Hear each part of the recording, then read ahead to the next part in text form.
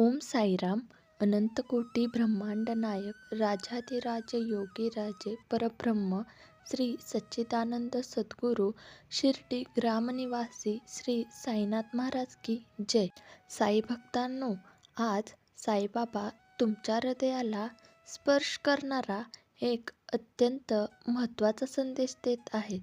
इतरांना आनंदी करण्याच्या मागे स्वतःला हरवू नकोस. बाळा, तू कितीही मोठा हो, कितीही बुद्धिमान हो, कितीही चांगला बन, पण सगळ्यांना खुश ठेवणे कधीच शक्य नाही. आणि जेव्हा तू हे करण्याचा प्रयत्न करतोस, तेव्हा तू स्वतःला, तुझं मन, तुझी ऊर्जा हळूहळू हरवतोस. लोकांच्या अपेक्षा कधीच संपत नाहीत आणि तू एखादी गोष्ट दिली तर उद्या त्याहून मोठी अपेक्षा उभी राहते. आणि जर एक दिवस तू नाही म्हणलास, तर तेच लोक तुझ्या चांगुलपणावर, तुझ्या निष्ठेवर, तुझ्या हेतूंवर शंका घेतात. साईबाबा म्हणतात, जगाला खुश करण्याचा प्रयत्न नको. देवाला, स्वतःला आणि तुझ्या खऱ्या गरजांना खुश ठेव. कारण जेव्हा तू सर्वांना खुश ठेवताना स्वतःला विसरतोस, तेव्हा तुझं मन कोरडं होतं, हृदय थकलं जातं आणि आत्म्यातून प्रकाश कमी होत जातो. तू बाहेरून हसतोस, पण आतून तुटायला लागतोस. तू बोलत नाहीस, पण मनाच्या आत ओरडू लागतोस. तू दाखवतोस की सर्व ठीक आहे, पण खरे तर तुझं सर्वात जास्त एकटा असतोस. साईबाबा म्हणतात, बाळा, जगाला खुश करताना स्वतःला रडू नकोस. कारण तूही महत्त्वाचा आहेस. तुझ्या भावनाही महत्त्वाच्या आहेत. तुझं आरोग्य, तुझी शांती, तुझं स्वप्न, सर्व काही महत्त्वाचं आहे. लोकांना खुश करणं म्हणजे पाण्याला मुठीत पकडण्यासारखं आहे. तू कितीही प्रयत्न केला तरी ते वाहून जातंच. काही लोकांना तू कितीही दिलं, काही लोकांना तू कितीही मदत केली, ते विसरणारच.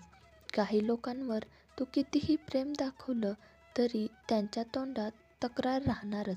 म्हणून साईबाबा म्हणतात, तू तुझं कर्म कर, पण लोकांच्या मर्जीनुसार नाही, देवाच्या मार्गानुसार आणि तुझ्या सत्यतेनुसार.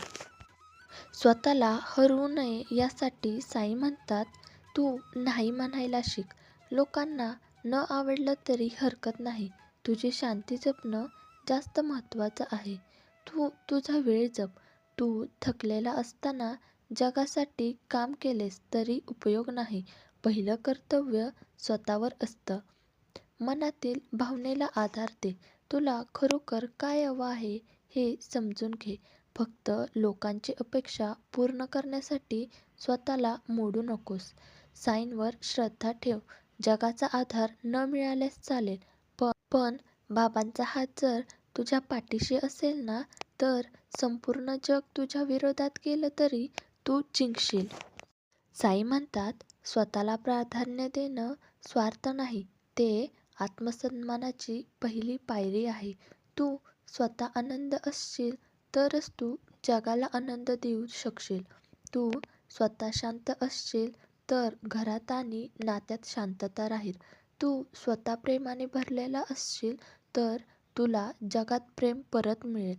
साई म्हणतात, बाळा, इतरांना आनंद दे, पण स्वतःला हरवून नाही. तुझ्या आत्म्याला साईंचं निवासस्थान आहे. त्या आत्म्याला दुखवू नकोस.